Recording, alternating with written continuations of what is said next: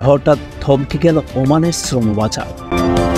বিস্তারিততে যাওয়ার পূর্বে আপনারা যারা এই চ্যানেলে নতুন, চ্যানেলটি সাবস্ক্রাইব করে কমেন্টের মাধ্যমে আপনার মতামত শেয়ার করুন।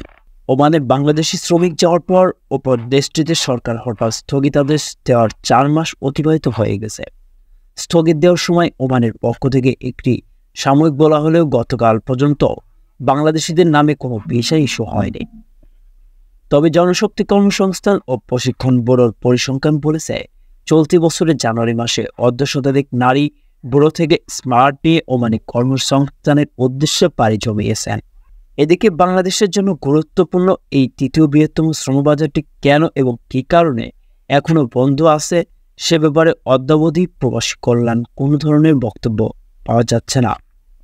জনশক্তি পেরোলের সাথে সম্পৃক্তরা বলেছেন, ওমানের শ্রমবাজারটি গুরুত্বপূর্ণ হলেও এই মার্কেটটি খোলার ব্যাপারে প্রবাসী কল্যাণ মন্ত্রণালয়ের তরফ থেকে এখন পর্যন্ত কোনো ধরনের তৎপরতা তারা দেখছে না। উল্লেখ্য, গত বছরের 1 নভেম্বর থেকে বাংলাদেশিদের জন্য সব ধরনের ভিসা বন্ধের ঘোষণা দেয় ওমান সরকার। রয়্যাল ওমান পুলিশ আরপি এর পক্ষ থেকে বলা হয়, সব শ্রেণীর বাংলাদেশি নাগরিকদের নতুন ভিসা ইস্যু স্থগিত কার্যকর হবে। ওমানের ট্যুরিস্ট ও ভিজিট ভিসায় আসা প্রবাসীদের ভিসা পরিবর্তন করার সুযোগও একই সাথে স্থগিত থাকবে। রয়্যাল পুলিশের এক বিবৃতিতে এই প্রসঙ্গে বলা হয়েছে, নীতি পর্যালোচনার আওতায় ওমানে আসা সব দেশের নাগরিকদের জন্য আরপি সব ধরনের ট্যুরিস্ট ও ভিজিট ভিসার পরিবর্তন স্থগিত করেছে। এই সিদ্ধান্ত আগে প্রবাসীরা ভিজিট ভিসায় ওমানে প্রবেশ করে পরে তা কর্মসংস্থান ভিসায় রূপান্তর করতে পারতেন।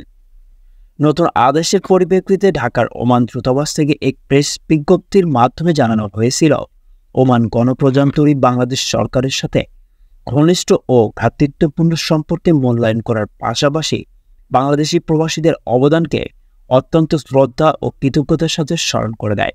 এমন ঘোষণা আসার পর বাংলাদেশের তরফ থেকে বলা হয়েছিল, সিদ্ধান্তটি হঠাৎ করেই এসেছে, এটা খুবই সাময়িক। আমরা আমাদের রাষ্ট্রদূতের সাথে কথা বলেছি, আশা করছি আলোচনার মাধ্যমে খুব শীঘ্রই এর সমাধান হবে।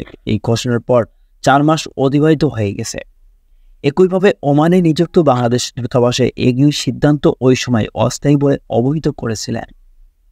বৃহস্পতিবার রাত 7টার দিকে বাংলাদেশ সময় ওমানে নিযুক্ত বাংলাদেশ দূতাবাসের শ্রম কল্যাণ উইংয়ের কাউন্সিলর মোহাম্মদ রফিউল ইসলামের সাথে যোগাযোগ করে এ প্রসঙ্গে বক্তব্য জানতে চাইলে তিনি রাষ্ট্রদূতের অনুমতি ছাড়া কোনো তথ্য দিতে অপারগতা প্রকাশ করেন।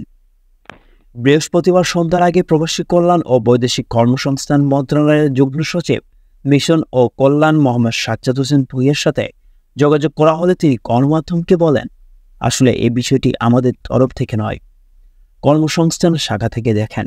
শ্রমবাজার বন্ধের বিষয়ে ওমানে বাংলাদেশ দূতাবাসের সংশ্লিষ্ট কর্মকর্তারা গণমাধ্যমকে শুধু বলেছে, আসলে বাংলাদেশ থেকে শ্রমিক না আনার বিষয়টি সম্পূর্ণ ওমান সরকারের নিজস্ব পলিসি, এখানে আমাদের কিছুই করার নেই। তারপর সর্বোচ্চ চেষ্টা চলছে শ্রমবাজারটি খোলার জন্য। শ্রমবাজার বন্ধ থাকার মাধ্যমে 2024 সালের জানুয়ারি মাসে বাংলাদেশ থেকে 56 জন নারী শ্রমিক ওমানে গিয়েছেন। এমন প্রশ্নের উত্তরে এক কর্মকর্তা মিডিয়াতে বলেন, মূলত 2023 সালে 31 অক্টোবর পর্যন্ত সব ধরনের ভিসা ইস্যু ছিল। সেই হিসাবে যেসব নারী কর্মী এসেছে সেগুলো 3 মাসের মধ্যে আসতে পারেন, কারণ তাদের ওই সময় থেকে পরবর্তী 3 মাস পর্যন্ত ভিসার মেয়াদ ছিল। বলা বাহুল্য, শ্রমবাজার বন্ধের আগে 2023 সালে ওমানে 1,27,883 জন শ্রমিক পাড়ি জমিয়েছিলেন। বাংলাদেশের জন্য তৃতীয় বৃহত্তম এই শ্রমবাজার বন্ধ হয় বাংলাদেশ সরকার প্রচুর রেমিটেন্স থেকে বঞ্চিত হচ্ছে।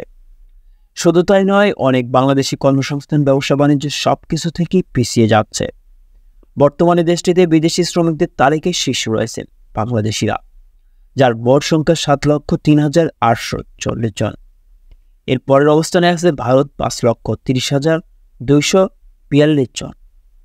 সংবাদের এ পর্যন্তই। পরবর্তী নিউজ আপডেট পেতে আমাদের সাথেই থাকুন। ধন্যবাদ।